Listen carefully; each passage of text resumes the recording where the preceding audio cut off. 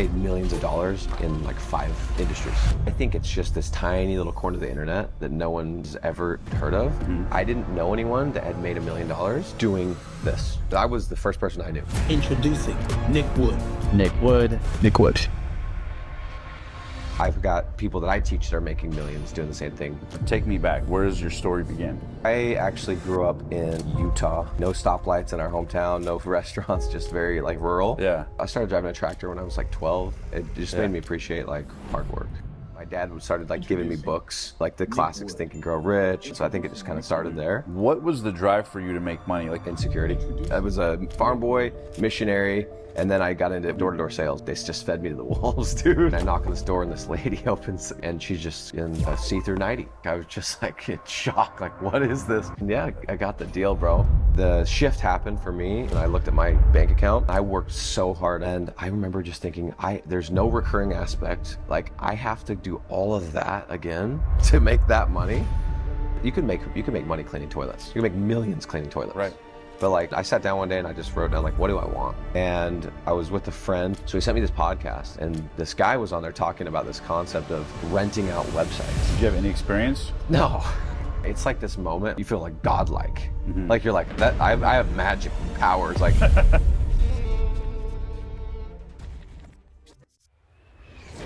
Hey guys, welcome to this episode of the Passionate Few podcast. Today we have a special guest, none other than Nick Wood. He's the founder of Digital Landlords. He's going to talk all about how he built a multi-million-dollar business with the power of the internet. So thanks so much for being on the show today, Nick. Thanks, man. Absolutely, bro. So before you became this, multi-million-dollar entrepreneur, take me back. Where did you grow up and sort of where does your story begin? Yeah, man. So I actually grew up in Utah. Of all people probably don't even know where that's at. It's a state. Yeah. In a small town. My dad's a farmer. I grew up on a farm. And then, yeah, dude, like no stoplights in our hometown, no restaurants, just very like rural. And yeah, that was my entire life. And then when I was 19, I went and did a missionary trip for my church. And that's what took me to Sierra Leone. So never been on a flight, never been around anything cultural. How old were you at the time? 19. Wow. Yeah. So anyway, I went, I didn't get to choose. That the church was like, you need to go to Sierra Leone. So I found myself on a flight heading to West Africa. And I lived there for 2 years and then just had to grow up. Nice. And then when you were there, did you have ambition to do something else? Or where do you go from it being missionary work to like wanting to do something in the entrepreneurial space?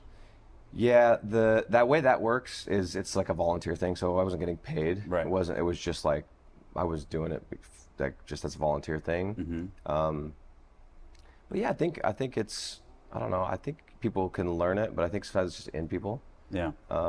When I was like 17, my dad started like giving me books, like the classics, Think and Grow Rich and Rich Dad, Poor Dad. So I think it just kind of started there. Were you receptive to it or not really? Yeah. For sure. Yeah. Yeah.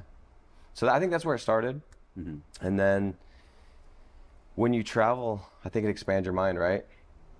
You get to another country and you realize, hey, the world's bigger than this little spot I grew up, and you can live other places, you can meet other people, and so yeah. I think it was just getting exposed to like different parts of the world, which I can't believe that the more people don't do. And growing up, were you actually tending to stuff on the farm or like? Yeah, bro. Wow. Like the most country stuff ever. Yeah, like we had cows, like horses. Yeah, dude. I like worked on the farm. That was my only job until I was a farm boy, missionary, and then I got into, which we could talk about, door-to-door sales. Like that was. Oh, nice. Yeah, I used to do door-to-door sales as well. Yeah, I sold for Vivint Solar. Same. Yeah. Vivint alarms, but yeah, they had alarms and solar. Yeah. So talk to me. How did you go from that? Because I know usually you'll get recruited from that, right? In Utah, that's like the logical next step. Yeah, they're like, this guy knows how to knock on doors. Yeah, if you can sell God, you can sell X. Sure. Those are the which isn't actually true, because in Africa you stand out so much as when I was there, I think I saw 5 white people in 2 years. No, actually. You're like this white guy from Utah on the farm. Went from being, I knew there was, in my hometown, there was one black kid in my school, in my town. And then I got put in the opposite. So I got like the complete opposite experience. Yeah. So yeah, you don't really have to knock on doors. They're like, oh, this guy. And if you speak the language, you just attract, so you don't have to knock on doors. Right. It's just that you get attention because you're just different. Like, what is this guy doing here? You must have a divine. Yeah, message. is he into blood? Everyone thinks you're into like diamonds because of Blood Diamond Right. movie. Yeah. That's funny. So then you get recruited to do alarms. Yeah. Okay. And Yeah. what happens there? Just got home, trying to figure out what to do with my life, and then I got this message. I don't know if this is how you got recruited, but I got this message from my buddy. He's like, "Hey, the company I'm working for is hiring," which they're always hiring. You Right. find out later. He's like, "I made 90 grand my first year. You want to talk?" And I just saw 90 grand. I'm like, "Hold up!" And I like never paused the gym. I didn't even go to the gym. Like, "Okay, tell me more." Yeah.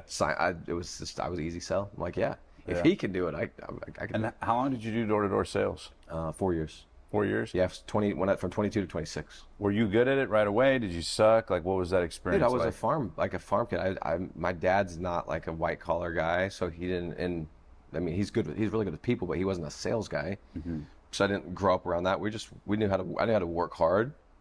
But I think that translates to anything. You know. Yeah.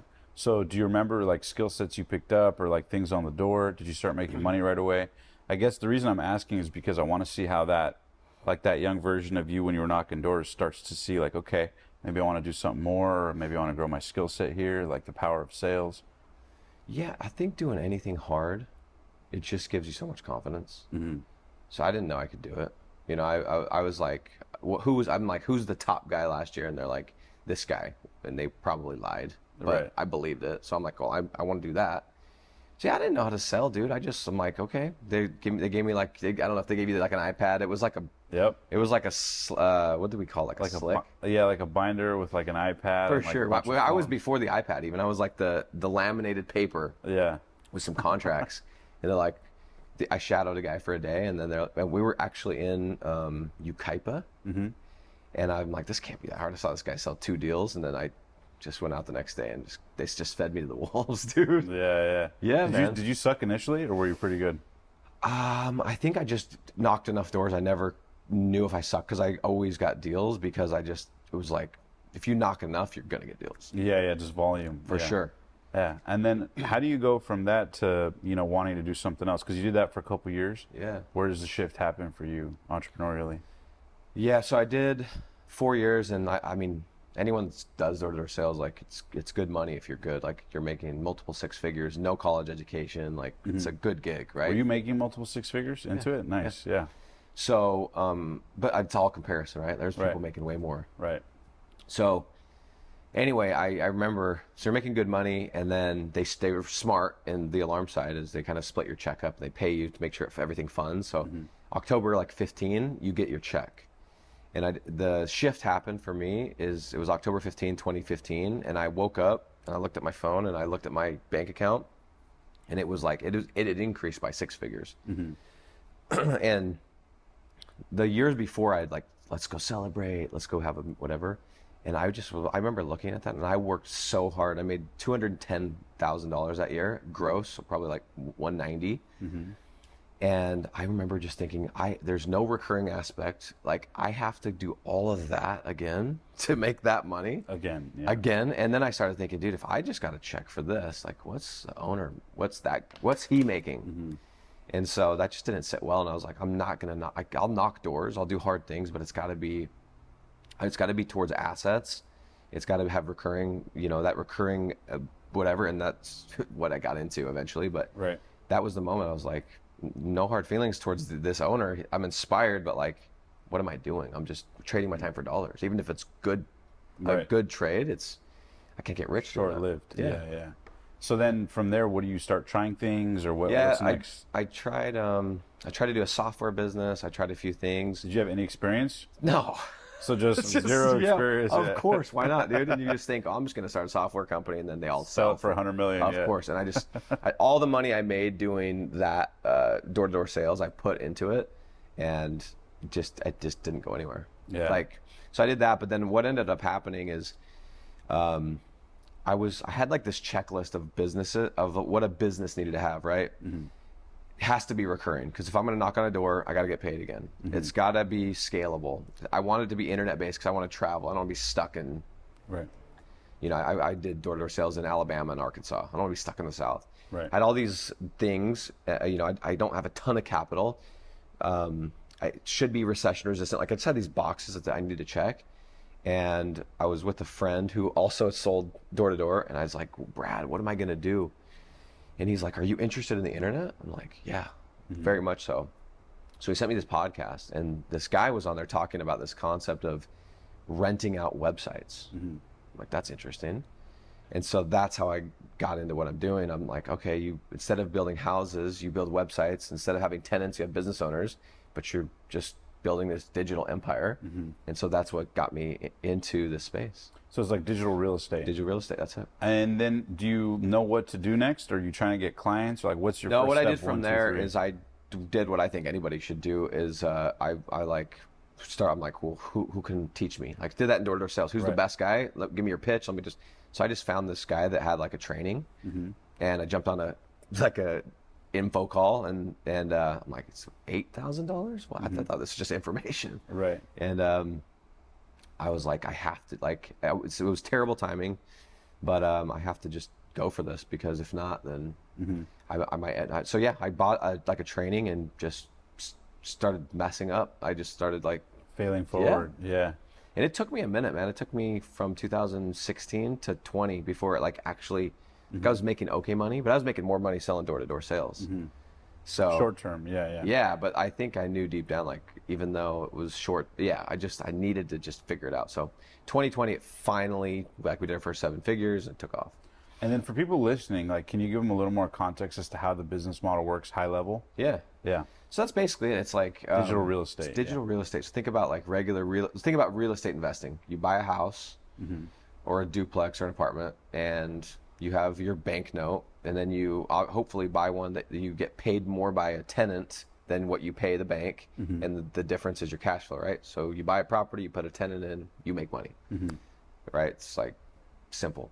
So it's the same exact thing. Like I'm not going to overcomplicate it. You build a website, set up a house, you start generating leads, whether through paid traffic or organic, which organic's what we teach, and then you go find business owners that actually do the business. And you just call them and say, hey, Bob, I have these jobs coming in San Clemente for concrete. Can I give you like 2 or 3 for free and then we could talk? They're like, yeah, sure. Okay, cool. Send them 2, 3 leads. And then, they're hooked. Yeah. And then, it's done. So then and then they rent the website from you. You own the website. So if Bob decides he doesn't want to pay, then that's great because Dylan will pay. So you have the control. Right. And then the premise of it is essentially they rent the website because you can bring traffic and the website generates leads. When they're renting the website, they're getting the leads from that website. But you own the asset, you own the domain, you own everything on it. And then how you're driving traffic and leads to the website. Organic SEO. So that's the proprietary skill. Yeah, but what we do is a little bit different than what because this is a space that's like, it's growing actually quite a bit. Most people out there, they'll teach you to like build a website, rank it, wait till it like ranks in Google, could take 6 months, and then go and find a client, right? But when I was trying to scale it, it didn't make sense to me because I'm like, I'd have to build like 100 of these, and then I don't even know if there's going to be someone that will buy my leads and nothing. So what we do now is completely like backwards. Is we pick a city, so we'll just say Irvine, and before I spend money with a website or whatever, I'll just put up a 1-page website on a like Weebly Wix. Literally takes like an 8-year-old 5 minutes. Get a tracking number. And then we set up a simple Google ads. Like literally I could set it up in like 5 minutes, 32 seconds. I time myself. Like actually. Yeah. Push traffic and then your phone starts to ring. Take a couple leads. And then we started teaching people, now let's get the deal first. So we actually collect a credit card and sign a contract before we even build the website. That's that makes smart. sense? So we flipped it. So now we're pre-selling the deal and like I have no risk, right? Except for my ads. And as soon as you pay me $2,000, my costs are covered. I'm good. Right. So, for example, say you're renting it out. I mean, arbitrary numbers, but like, let's say they're paying you a few $1,000s a month to rent the website. It's usually $750 to I'd say 2,000 is the average. Like I've had huge clients, and I've had $300 $300 a month clients. And then you spend less than that in ads that convert to course, a yeah. higher ROI for leads. And yeah. we have a dialed in, so like doing your research, picking that city, you'll know, okay, I won't have to spend more than $600. So as long as I charge at least $1,000, then it works. Do you remember the story of how you got your first client doing Yeah. that? Were you stoked after years of Dude. trying? It's crazy. Actually, I got my first client somewhat fast, completely on accident, Yeah. which is the same thing on I don't know if you believe this, Yeah. but I always tell people, I'm like, if you're doing any kind of sales, if you get a quick client, you're not good. You just landed a lay down. I don't know if we call them lay downs, right? Yeah. And so in door to door, same thing. The guy had thought about it. Yeah. And then with this, I did the process that these guys were teaching me. I started getting leads. It was a tow trucks in Huntsville, Alabama. And yeah, I was in church, I remember, and I started getting a phone call. I'm like, dude, is that a lead?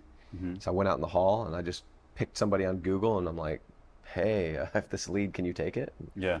And I ended up getting the client. Wow. Just like that. Yeah. Yeah, so I sent him like a few, and then I went in, we shook hands and made a deal, and yeah, I remember that was the best deal. That was better than the first million. Like I drove away from that like, okay, I'm gonna get paid on that next month, and the next month, and the next month. And I got that as I'm driving to go knock doors. So it was like the best feeling ever, knowing that wasn't worth $700. That was worth, $8,400 or whatever. So yeah, I called my dad. I was like, and he had no idea. He's like, "You sure this isn't like?" I'm like, "No, it's." Sure, you don't want to come back on the farm? Yeah. He was actually pissed when I left the farm because I was supposed to take it over. What kind of farm was it? It's alfalfa. He still runs it. Yeah. Wow. Yeah. And then he has a bunch of animals on it too, and we got away from that, but just alfalfa. Yeah, dude. So did you grow up doing farm work? And really? Like I started driving a tractor when I was like 12. Yeah. Yeah, like Milking cows? We never did like the dairy farm stuff. It was more just like crops. Yeah. And then we'd put the crops into like these bales of alfalfa hay, ship them to California, and then we started shipping them to Taiwan. Hey guys, we'll get right back to this video in a sec, but first, I have a quick question for you. Given that the e-commerce industry is growing by the trillions year over year, have you ever dreamed of running your own e-commerce business like many of the guests we've interviewed on the show? But maybe you felt overwhelmed about where to begin? Lucky for you, today's sponsor, Zendrop, solves this exact problem. You see, with Zendrop, you simply select high-quality products, add them to your store, and they handle shipping and fulfillment while you make the profit. No more guessing games on product sourcing or dealing with inventory hassles. Zendrop's platform is designed with you in mind, making it incredibly simple to launch and scale your dropshipping business in a one-stop shop. Plus, they're offering an exclusive deal.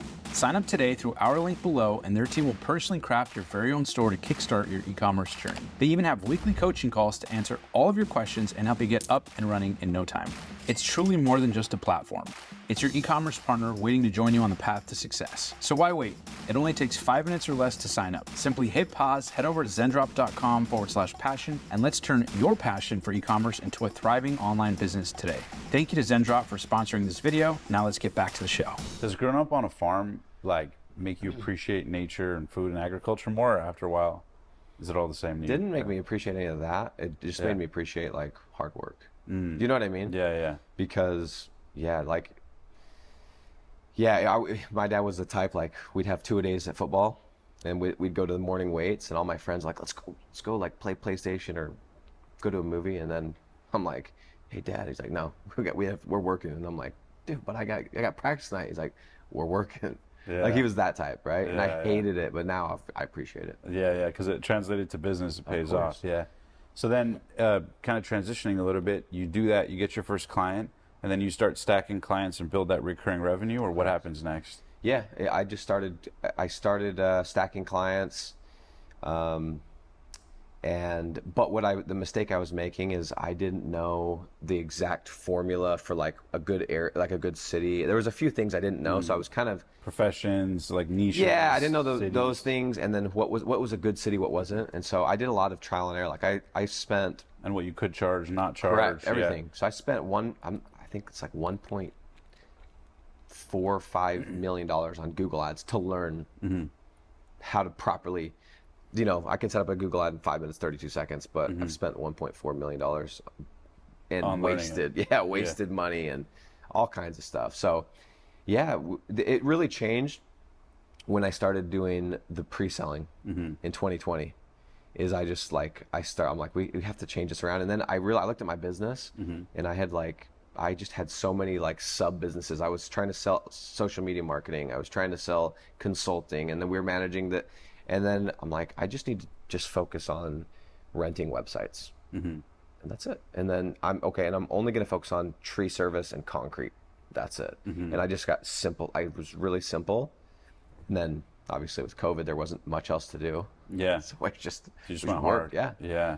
That's really cool. Do you recommend most people, if they ever were interested in doing something like this or learning this type of stuff, niches in a handful of like only a couple categories? 100%. Do you recommend them trying a few different industries? Does it exist in every industry? Are there certain industries you can't do? Yeah, some like the home services works really good for this because the websites we build, they're not branded. So they're not going to build a website that has your logo on it because then you have me by the balls. Right? Exactly. So I'm going to build it that's just generic, irvineconcrete.com. Then I could sell it to Steve, I could sell it to Jack, I could sell it to Bob. All the different Irvine companies. Yeah, I'll throw your logo on there, but I'll rip it off as soon as we're done. So you could write like drirvine.com or something, or Best Irvine, whatever it is. But we found like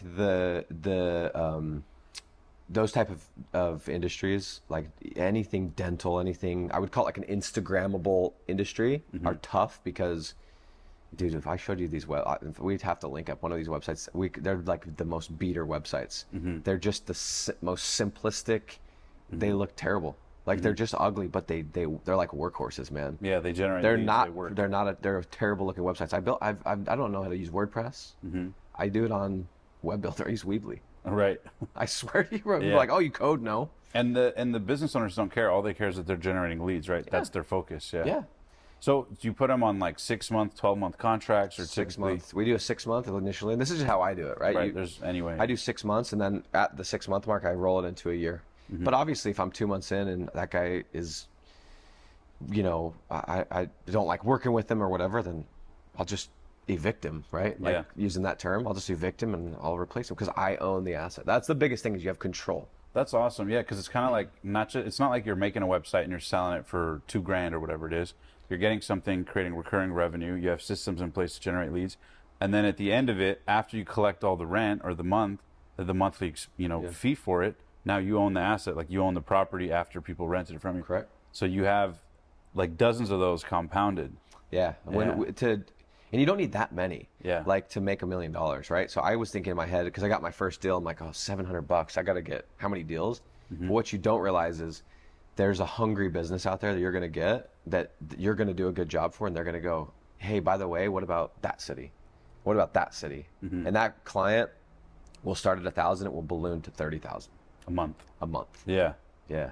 So you kind of go in the weeds with these Yeah, high. you're brick by brick by brick, Yeah. and then you identify those good ones, and you're like, you just crush it for them, and then, and I'm telling you this because, I've seen, I think we have like 600-700 people that we've trained now, and we just had somebody hit 75K, Wow. and he started 2 years ago. He has a full-time job, like he's a lawyer, and he is the same thing. It was brick by brick by brick, and then here's 5. This guy's 5. This 10. This 50.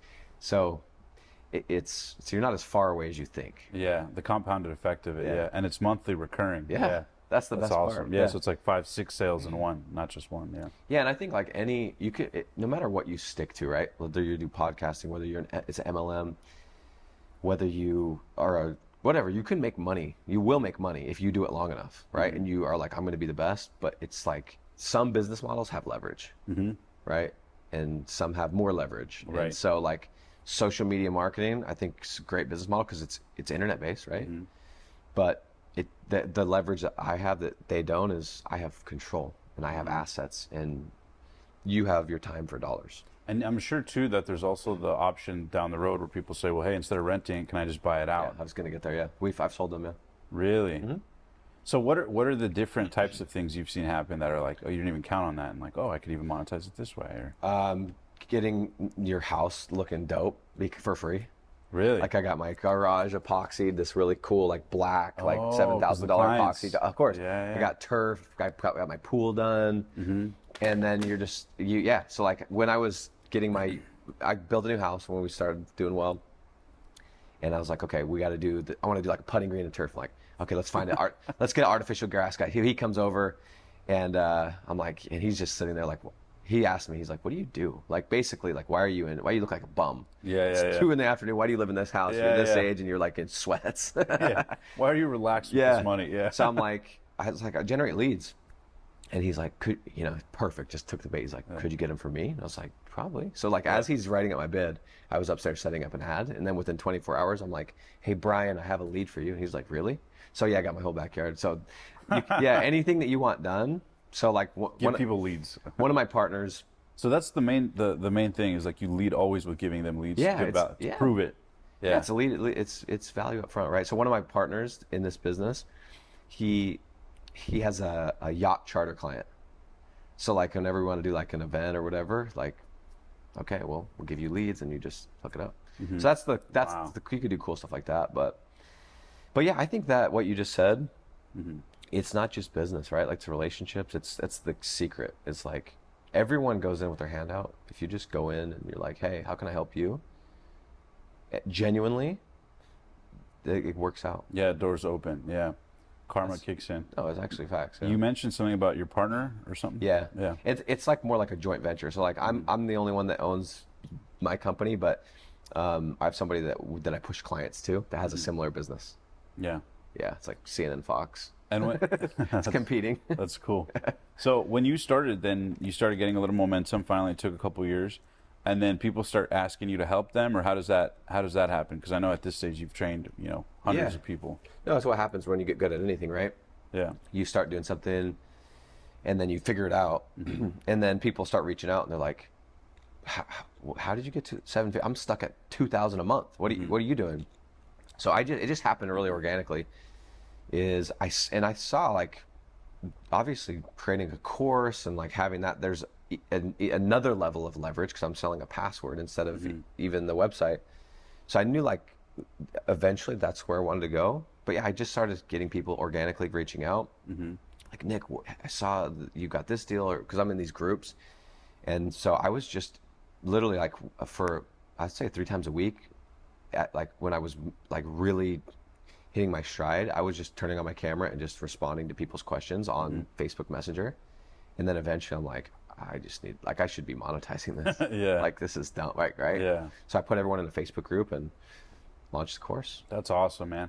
And then I wanted to ask too, because a lot of people are kind of in your situation where maybe post, doing the door-to-door job, you're looking for the new opportunity. Maybe you're doing well or not doing so well, but it's like short-lived, Like I saw a report recently was saying, especially here in Orange County, that people making, even $100,000 a year barely even feel it by the time they pay their bills, right?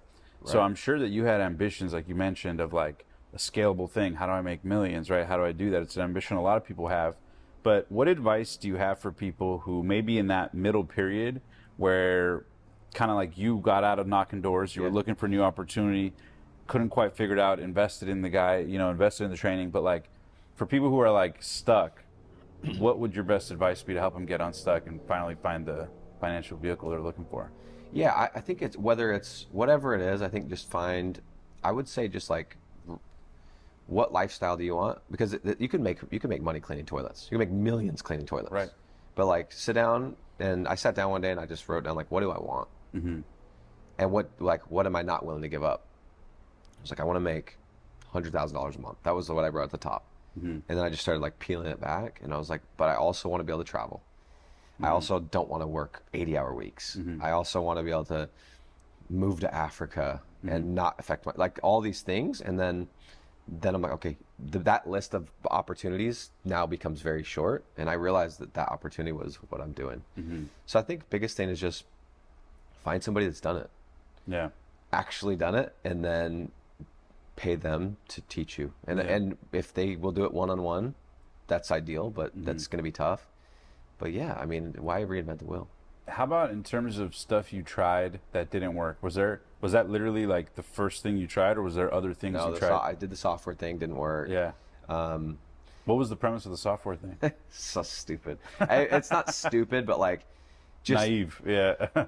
Yeah, it was like the idea was like, let's create this platform where, because it was, that like 3-4 year window where everyone's like, I had this idea. Right. It's the Uber of Right. plant. Like, was just so stupid, right? And everyone's Yeah. like, oh, that's sick.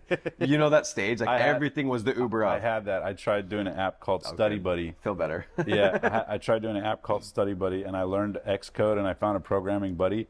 The premise of our thing was for people in college campuses who like want to study, you can put like a subject and be like, you know, I want to go in the library and study science at this time. Who's down? And then it'll like ping people. That was the idea, but it was so stupid. It, like, obviously never took off. It's I like, get it. Yeah. Yeah, no, but I mean, that actually sounds like a pain point. It's just the monetization, right? Right, Your yeah. clients are college students that are broke. Yeah, exactly. But yeah, I mean, so anyway, the idea was we're gonna target people like you or anyone else that wants that, and we're gonna be the partner we're gonna build a platform you can build your app on top of. The and Uber of apps.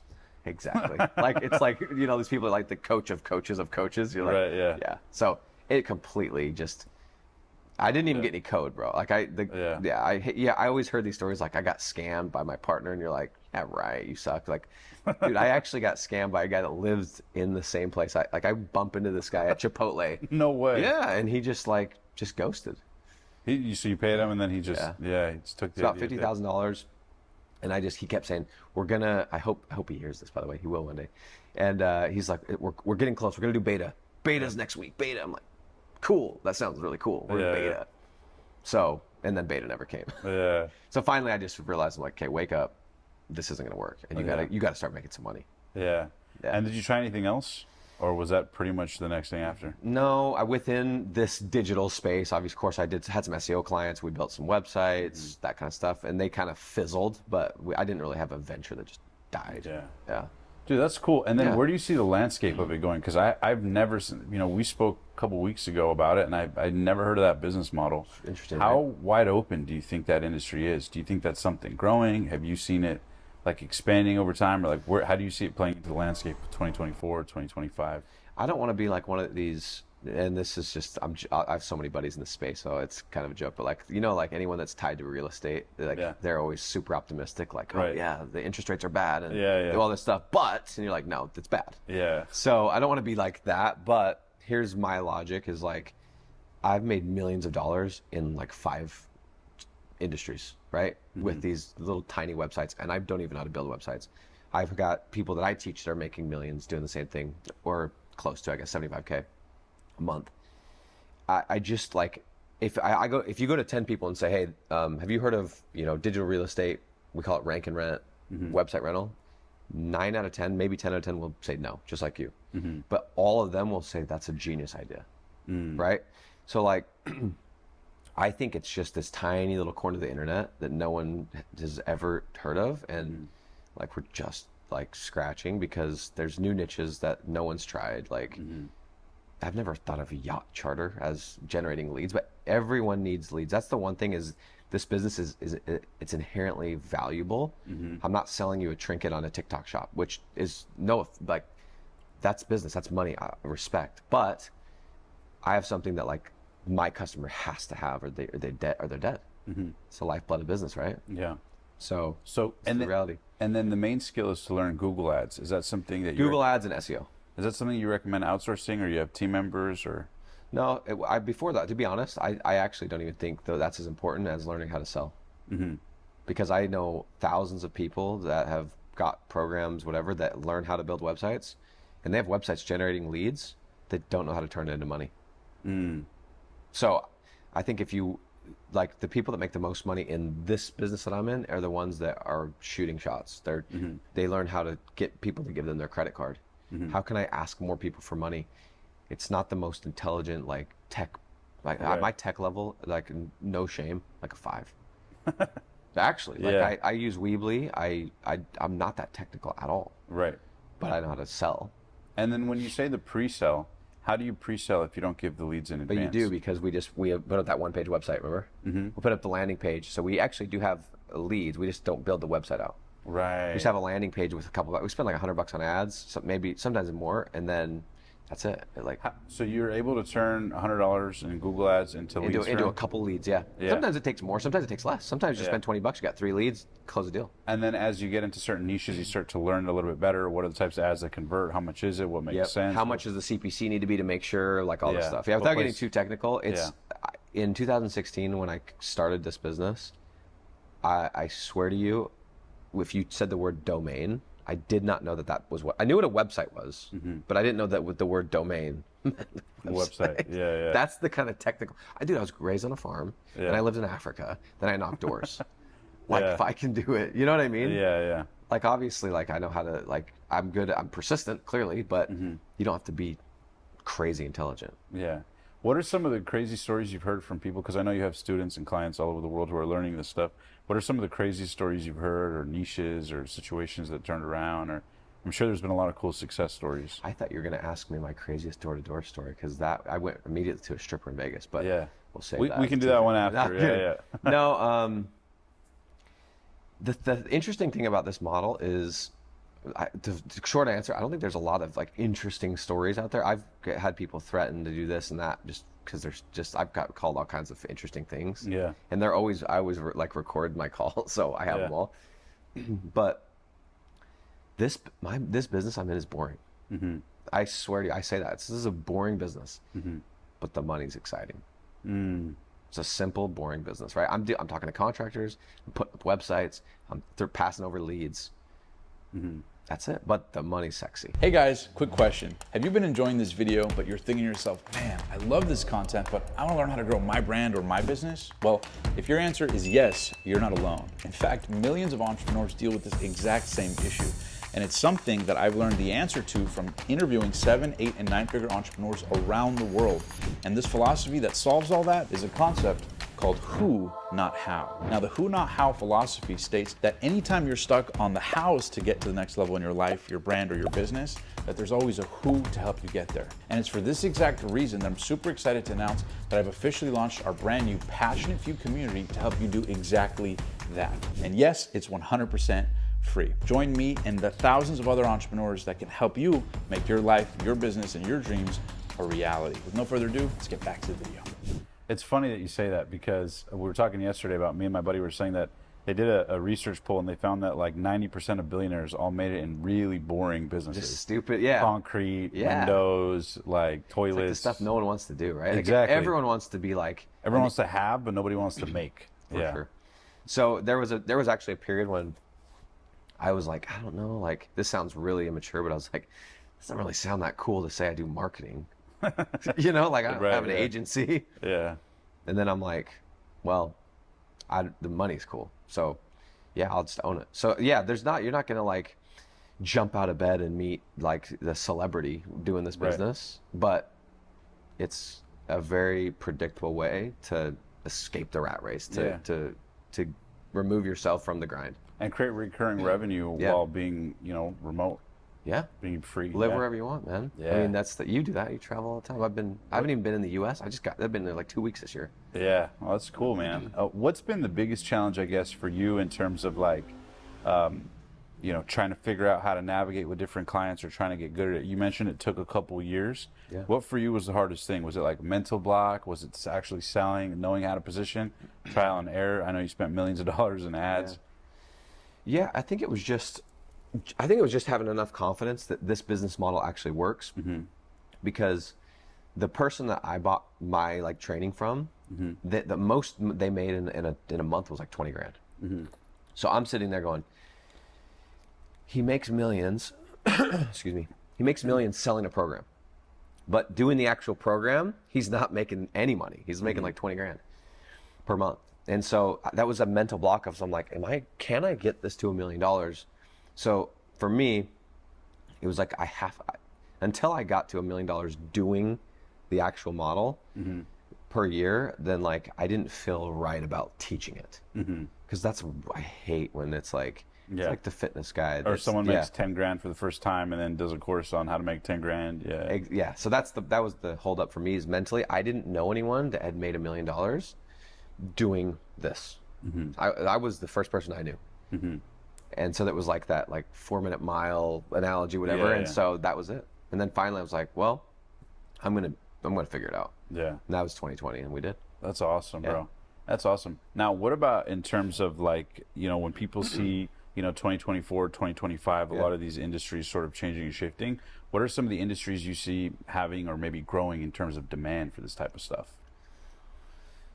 I think I was having this discussion the other day with somebody. I think it's like something interesting to think about is maybe stuff that like is tied to laws that are getting passed. Like for example, I would say generally speaking, artificial grass, turf, is not that recession resistant because you could just deal with dirt or whatever.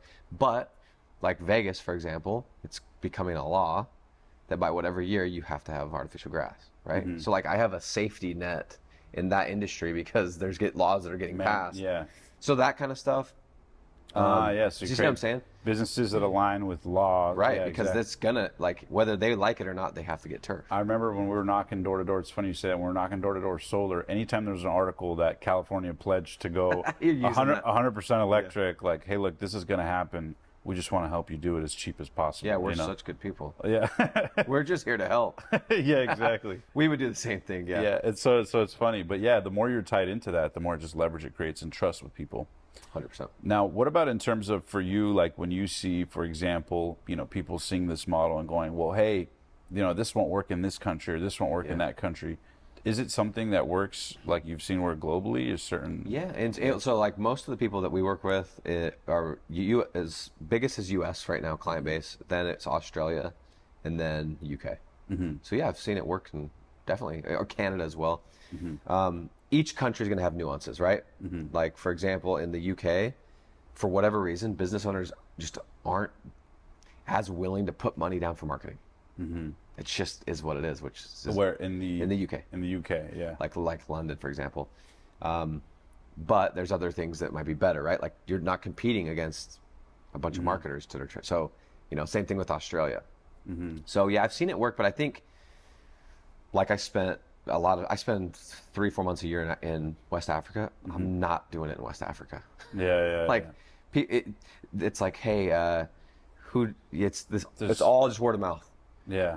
And people are barely getting online. So I would say yes, eventually, but now there's certain countries that are going to be much better. And the benefits to the business owner are the fact that it's leads, it's also they don't have to maintain the website. Yeah. It's not like an agency where they're paying to run ads where there's no sort of guarantee. So it kind of like cuts out all these trims the fat. I mean, here's the reality: is like business owners, they don't care. They only have websites they want leads, right? They don't care about what the website like. Okay, it's cool to show your friends, but they want leads. So if you can, so that's what the shift happened for me is like, I was selling a little bit of SEO and stuff, and I realized, dude, you're going to lose clients if you don't get leads. And they only want a website for leads, so we're just selling the actual product that they want, right? So I've had people that are like, well, why wouldn't the business owner just go run ads? Okay, well, let him. And then in like $10,000 later, he'll come back just because you run ads doesn't mean you're going to get leads. Does that make sense? Yeah. Yeah. That's So interesting. yeah, it's a good value exchange. I mean, I've got text messages from business owners like, hey, we grossed an extra, like there was one that's like 105K this month from your leads. And you're like, that's amazing. Like that guy's gonna be my client forever. Yeah. And those are on the Google Ads campaigns that you guys are. Those are more SEO, more of the organic stuff. And based And by the way, for anyone that doesn't know what SEO is, it's just ranking your site in Google. Yeah, It's search not engine optimization. Yeah. And when you're doing a retainer, for example, I know every deal is kind of different, but like say you have a client on a retainer for a couple $1,000s a month, is the ad cost separate from that, or is it included in it? Or There's no rules. However you how want you to do structure. it. Yeah. Typically, what I do, I just bake it all together so that it doesn't sting as much. But my goal as soon as I get the deal is I want to get the ads off as soon as possible. So because you can make really high profit. Like I have a website right now I could think of that it cost me like less than $50 with my tracking number and my hosting, and I make $1,000 a month. So divide 950, by 1,000, and you're like, was it 95% profit margin? You're exactly. like, okay, there's besides cocaine, this is the only one, right? Yeah. That's my Instagram is digital drug dealing, like as a play on it. Yeah. Because I'm like, show me another model that has these kind of margins. Right. Yeah. Yeah. Dude, that's crazy. Well, now when you started this and it started to work, or you started to see momentum, do you feel like you were tapped into an energy of finally having access to something that that you were striving for? You know what I mean? Was there a limitless moment for you where you were like, holy shit, like this is working? And It's like your magic, bro. Right. Yeah. Can you talk a little bit about that? Because I feel like people listening or watching, everyone's looking to create that own little stride of momentum. So could you speak to it when you started to go from, holy shit, this isn't working, to, oh fuck, I think I figured this out, you know? Yeah, it's like this moment, like you literally feel like I wouldn't want to be sacrilegious, like, but you feel like godlike. Like you're like that. I have magical powers. Like I just had this idea of artificial grass in Albuquerque, New Mexico. Boom, boom, boom. 5 minutes here. It's been 12 hours. I'm at the pool and I got leads coming in, and it's like, that's cool. Yeah. Yeah, it's like you're bending and manipulating the Yeah, internet. and the ability to do it consistently. Yeah, yeah. And I'm getting paid to be golfing, or I'm at the pool, and yeah. so yeah, 100%. And you're getting your pool done for free and all that too. And the pool cleaning is getting done, and Yeah. the deck around it's getting done, and yeah, of course. Yes, your relationships with all these people grow too. Yeah, that's it's awesome. amazing. Now, what happened door knocking? Because earlier you mentioned something interesting about There's that. so many stories, but Yeah. the best one was like that story, the Vegas one. Yeah. Yeah, I was in Vegas. I just got back from doing a missionary trip, right? So I'm like so naive. I've been like just reading the Bible, preaching God. Yeah. And they throw me to Vegas. I'm in Henderson Saturday morning, and I knock on this door, and this lady opens. You guys probably did the same. You look for clues, like, okay, they already have an existing alarm system. Let's just target them, because I just have to change their mind. I don't have to Right. sell them on the idea. They're already sold on it. We just got to switch the device. Switchovers, right? Yeah. So she had a sign, and I knock. She opens up the door, and she's just in see-through nightie. Wow. And I'm like 23, just back from like preaching. Yeah. And I just remember like I was just like in shock, like, what is this? Yeah. So in my head, I'm like, I start doing the pitch, and I was like such a naive kid. I was trying to be like just so respectful. And I was like, I could tell you just like got up, whatever, like I'll come back, because I thought she was interested, but I also thought it was weird. Right. Of She's course. like, just come in right now. I was like, okay. If you insist. If you insist. So I go in, and I don't really remember a lot of what happened. Like it wasn't weird like that, but like I just remember being that age and being like, dude, this is a strip. I clicked out really quick, like this is a stripper, and I'm pretty sure she's whatever. And yeah, I was doing my whole presentation, and it was just what. So we sat at the table, and I just was like not even looking at her, just. Yeah. All right, sign this, and yeah, I got the deal, bro. But then the worst part is after I was like, so do you have any referrals?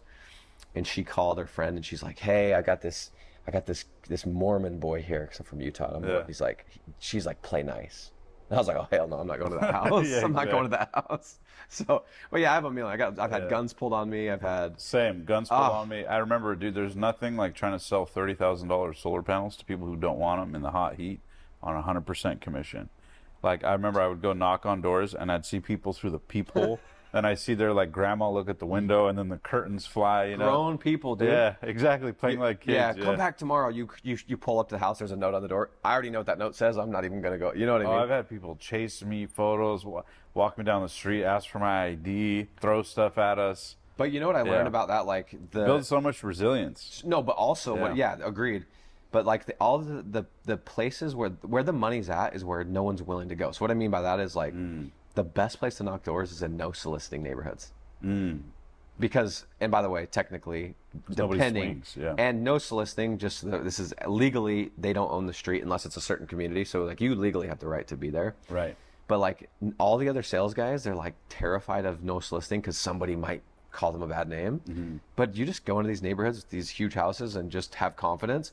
These doors are like completely fresh. No one's ever touched them because they're scared of this stupid sign. Right. Yeah, or the higher echelon of society, whatever. It's funny you say that. I actually used to, in my early 20s, I used to work for Rob Dyrdek at the Fantasy Factory. No way. Yeah. That's crazy. So I actually used to intern there for 2 years. And I remember the first day I went into his office, and I grew up as a skateboarder. This was like crazy. peak Rob Dyrdek, Rob, Fantasy Factory, like the whole thing.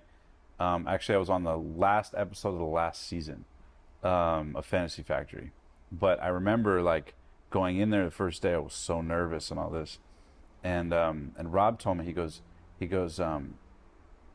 know why you got this job? And he's like talking to me about it. And he goes, it's funny. He goes, we only got like a handful of applicants, whatever. And he goes, you know why? There's millions of people that would probably want to work here, but more of them will apply to McDonald's than here. And he was like, you know why? And he's like, because they don't believe. So they won't even try. And I remember he said that. And at the time I was kind of like, okay, that was weird, but whatever, you're Rob Dyrdek. But I later reflect on it, and it made sense. Is that like so few people are like like so many people believe, like, what are How the odds could that I would get Right. the job, or who am I to work for Rob, or who am I? You have no experience or intern. What could you be an assistant to? Right. And so they'll just true. go work somewhere safe and guaranteed, and then spend the next 20, 30 years wondering what if, or how do these people get there? When in reality, if you just have the balls to apply, that's like 80% of the battle. I'm sure you've encountered that in sales calls. 100%. I remember when I was in real estate, I tried real estate for a while, and I would see everybody in the office like cold calling. And I remember, I always wondered, I was like, why? It's like a $500,000 deal and a $5 million deal. It's like the same paperwork, the same percentage. It's just 10 times bigger. And everyone was working on small deals. And I had just gotten into it, so I don't know the rules. I don't know what you're supposed to do. But I remember just going, F it. And I got on my dialer. This is the first day of cold calling. And I just looked up the most expensive house in a certain city that I was kind of like cold calling in. And it was a $5 million property. And dude, I'll never forget it. I remember I was just like, fuck it. Like, Why wouldn't not? that be something? So I cold call the owner, doesn't answer, and I leave a voicemail. Just super confident. And by the way, I just got my license like a week prior. But I'm super confident. Yeah. It's a $5 million thing. I'm super confident. And I'm just like, hey, what's going on, Tom? I just saw your property XYZ. I saw that it expired on the market. Would love to chat about da-da-da. Like, literally, I knew just enough to, like, embellish a voicemail, right? That's about as much as I knew. Long story short, he calls me, sets it up, and I get the listing appointment. And my first listing appointment ever as a real estate agent was for a $5 million house. And I just remember like touring the property and in my head going, holy shit. And everyone in the office is tripping that I got the appointment. But I just remember that it was like, it's all like just belief, just 100%. swing. And most people won't because of some deserve level mindset. Same thing with starting the pod, right? One of my first guests early on was Cardone. I saw that he lives in Miami and he was in LA and Beverly Hills. And I saw on the Instagram that I was there and I thought, this is so stupid. Am I going to drive there to pitch him? And I was like, F it. I go there, pitch him. He ends up agreeing to do the show. That interview gets hundreds of thousands of downloads and that opens all these doors. So cool. And people are like, how'd you get Grant for your, one of your first episodes? Why didn't you start locally with the smaller people? And it's just being willing You're to like, I asked. Yeah, I asked. No, well, it's like you said. Yeah, it's like being willing to knock on those doors. Yeah. And all the opportunities where fewer people knock. And I learned that door knocking. So I just wanted to. Yeah, it's so share true. that. And I was just thinking when you said that, it's like, once It's you, just a bigger house. Like but it's the same work. it's the same work. It's just a bigger house. It's a bigger thing. Yeah. And then as you start to like, and I know you, obviously with this podcast, like you're meeting the biggest names, right? Then I'm sure I would guess it's the same experience I've had. Like just barely, I was in Paris 2 weeks ago for Fashion Week, and Of course. well, of course, why not? Of course, you got to be there, right? And anyway, I got into the GQ party with somebody, and there was like, I mean, Joe Burrow, like just big names. Yeah. Dude, they're just normal people. Exactly. Yeah, and Yeah. it's like, but no one dares talk to them, and so like they just want to be treated normal. Like Right. they're standing in the back of the line. And they're just as amazed at everyone else. Yeah. What I learned too is that everyone feels like an outsider who lucked their way in. Everybody. And so nobody feels like they are actually, that nobody, like people who look at them see them in a higher light than they see themselves. Exactly. I interviewed John Paul DeJoria, billionaire creator of Patron Tequila and Paul Of course Mitchell I know shampoo that. It's conditioner. crazy. And when I interviewed JP, we did it in Beverly Hills in his office, and I remember going, do you ever trip out that you have like thousands of employees and you have two multi-billion-dollar companies and you're the guy responsible for it? And he goes, Omar, every day. He goes, I have no fucking clue what I'm doing. I love and that. he laughed about it, and he was like, but the game is just competence, and if you do it long enough, whoever does it longer automatically gets the credibility. And so he goes, but that's the big secret. All these billionaire guys I meet all the time, they have jets and mansions, and you think like, oh, they must be so certain. He goes, they don't know what to eat. That they kind of have to use the restroom. They're not sure what shoes to use. Their stomach hurts. They slept bad. They're just like me and you. They just focused on things compounded over time for 20, 30 years instead of just 2 or 3 years. And I remember when he said that, it's one thing to hear it on a clip, but when he's in front of your face telling you, I remember just getting goosebumps. Like, whoa, like that's really what it is. It's just the act as if. And if you do it long enough, you actually get good at it. And I think it's focus. They figure out how to focus on the right things, Right. and then do it, because like some people focus on stuff but that's the wrong. There's no leverage. You know what I'm saying? Like, Yeah. like you could be like door to door, right? like what you're doing now, you have so much more leverage because now you have the internet. Right. Then even though in door to door you're making great money, but you can work just as hard in both, and one's going to give you infinitely more return because it has the right leverage. Yeah. No, it's funny you say that because I feel like a lot of people forget that piece.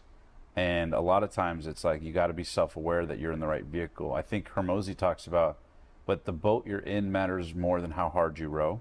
I've heard this, and I think he took that from what's this guy he loves, Ryan Buffett. Holiday. Buffett. Oh, Warren. Yeah.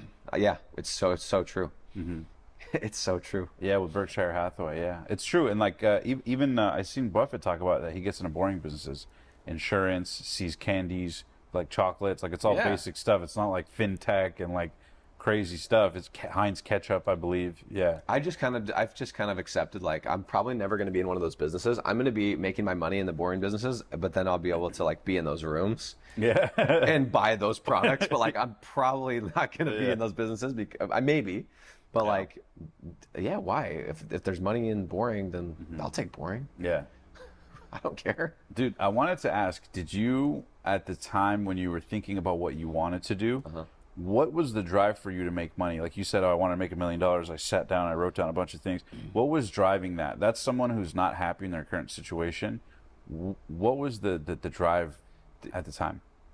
Insecurity. Really? Yeah.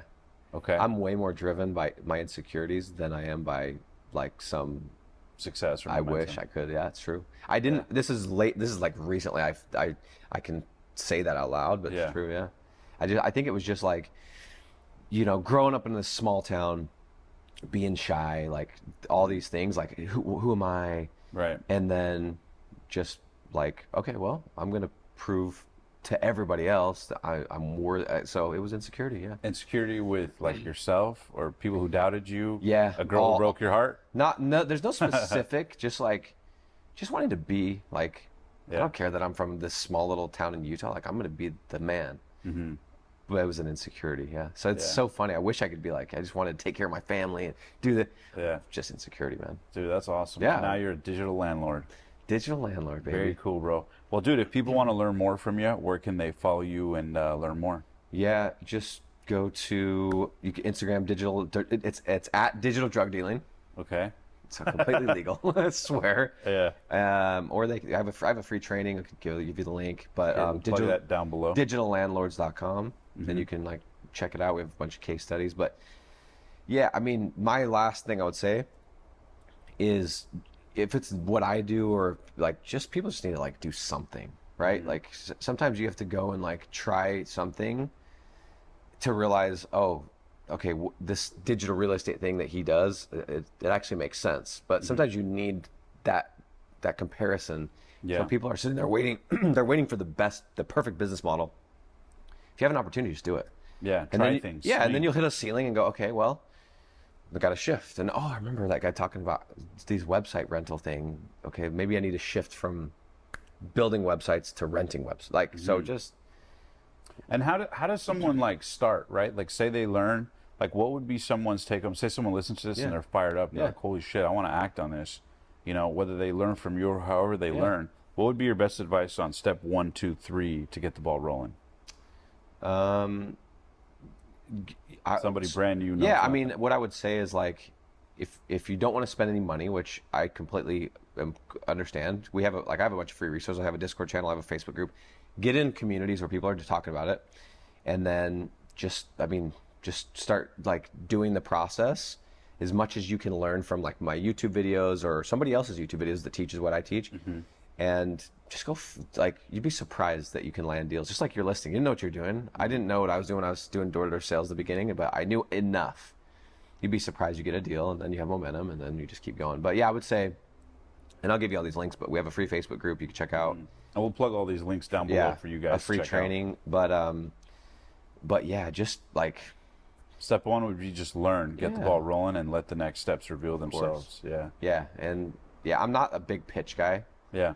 So like, in order for us to, we completely make it really annoying. Like you have to get into our Facebook group, you have to like answer questions, then you have to find the applicate. Like we make it kind of a pain because we don't want to sit on calls with people that are like, tell me more. We're like, no, if you can't figure out how to like apply to work with us, then you clearly aren't going to make money doing this business. Mm-hmm.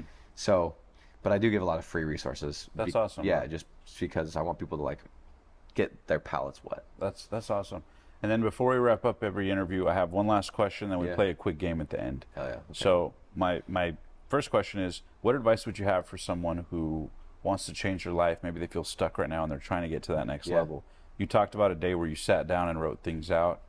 What advice do you have for people? Does who want to that change their person life? have the motivation to do it or not? Yeah, absolutely. Okay, because I say if you don't, then you got to get around different people or a different environment. Change, like, what do they say? Change your life, change your environment, right? Right. But assuming that you already have that motivation, then I would say answer the hardest question that you'll ever answer in your life, which is, what do you want? It sounds so easy. Yeah. What do you really want? Yeah, and then when you answer it, I put $100,000 a month, and then I was like, why? Well, and then I wrote the answer, and then I think I did like 7 steps. It took me like 2 or 3 hours. and I Yeah, was D. Graziosi talks about that, the 7 levels of why. okay, I'm sure I You heard get it somewhere. Yeah, emotionally associated to it. Yeah. and then I eventually like realized like I tapped. I'm like, I never knew this about myself, right? The insecurity thing, and so that's what I would say. That was like life changing for me. I did that, and then 8 months later, we were doing $100,000 a month. Dude, that's fucking Yeah, it was awesome. crazy. That's epic. Okay, before we wrap up, we play a game called First Things First. So the way the game works is kind of like a word relation game. So Okay. the way the game works is essentially I'm going to list off a word or phrase, and then you just tell me the first word or phrase that comes to mind. Okay. Make sense? Yeah. The only rule is that you can't repeat yourself twice. Okay. Yeah. Okay, so it'll be fun. Is there anything off limits? No, you can say anything you I'm want. kidding. We already heard about We the talking about stripper in strippers, Vegas. yeah, Yeah, whatever. yeah. All right, first word, financial freedom. Kiyosaki, and I saw you. Oh, back there, yep. Insecurity, Me. confidence. Also me. Oh, Yeah. so twice. Confidence. Cardone. Digital landlords. Monopoly. Your first $1 million. 2020. Biggest limiting belief you had to overcome. Who am I? Best advice you've ever been given. How long can it be? Short. Yeah, no, it could be a word or phrase. It could be long. Spend every second of your time building, buying, or creating assets. Building, buying, or creating assets. Never trade your time for dollars, and you'll be rich one day. Always have an asset attached, or don't do it. I love that. Say it again. Building. Spend every second building, buying, or creating assets. Never trade your time for dollars, and you'll eventually be rich. Dude, If you're gonna do something, it has to have an asset attached. What advice you'd give to the young farm boy Nick, knowing what you know now? Yeah, you stack up way better than you think you do. The vision for the business over the next few years. I want to create turn 100 people into millionaires. I love that. And then the last one, you ready? Yeah. What do you hope the Nick Wood legacy is all about?